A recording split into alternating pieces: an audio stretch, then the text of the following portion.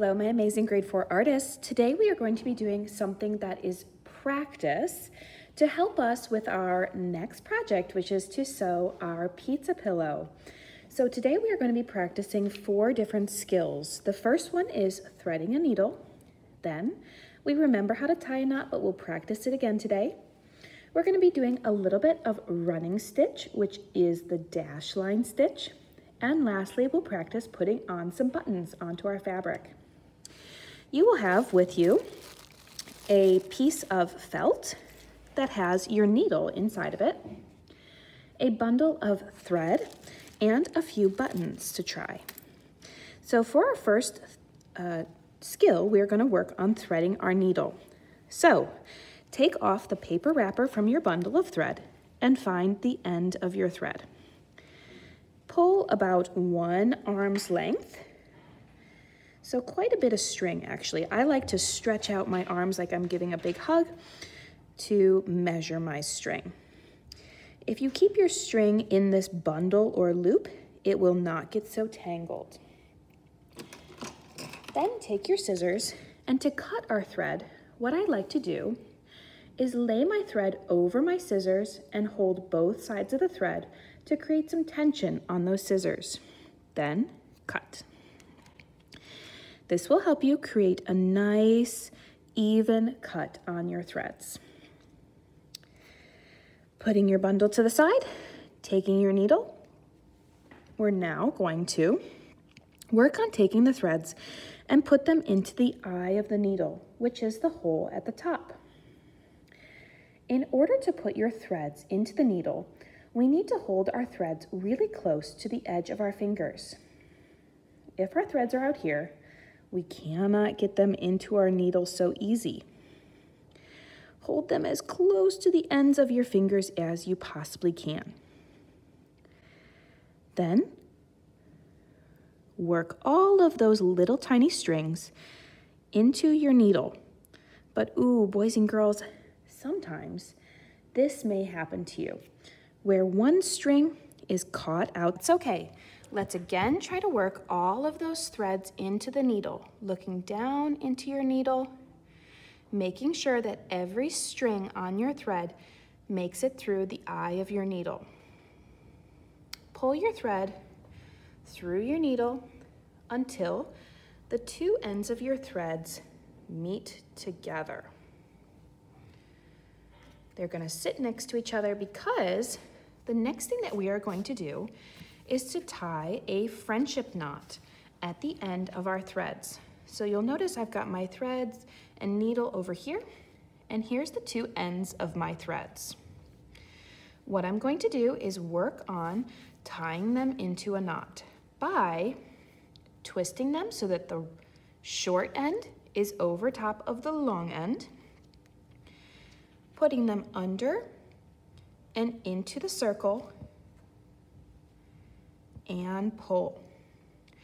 But boys and girls, when we pull our threads for our embroidery, what we want to do is actually encourage our knot to be all the way at the end of our fabric, our thread, because wherever you create a knot, that's where the thread will end when you create a stitch. So if we have our knot all the way in the middle of our thread, we will lose some of that thread to sew with.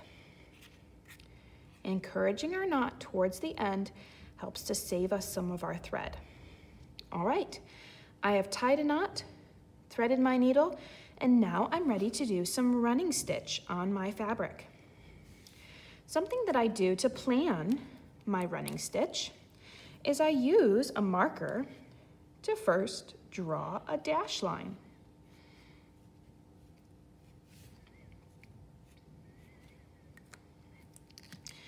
Use your needle on the back of the fabric to poke up, pull, and back down, and pull.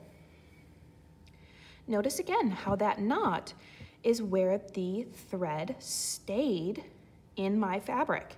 It got caught where that knot was. For your running stitch, you can continue covering up those dashes by poking up your needle, and back down again.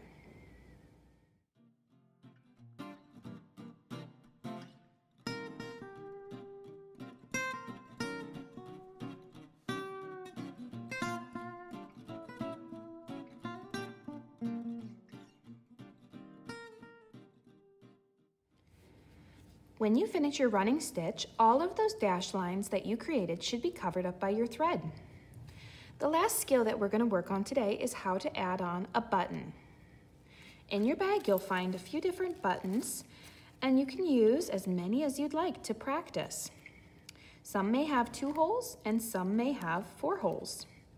I'm going to use one that has 4 holes to show you how you can create an X on your button. Use your needle to push up and into one of the holes on your button, and back down diagonal into the other one. Again, up and down and on a diagonal. Last thing that you can do today, boys and girls, is if you'd like, you can practice tying a knot at the end of your string by sneaking your string underneath one of your threads and poking your needle through the hole. And pull.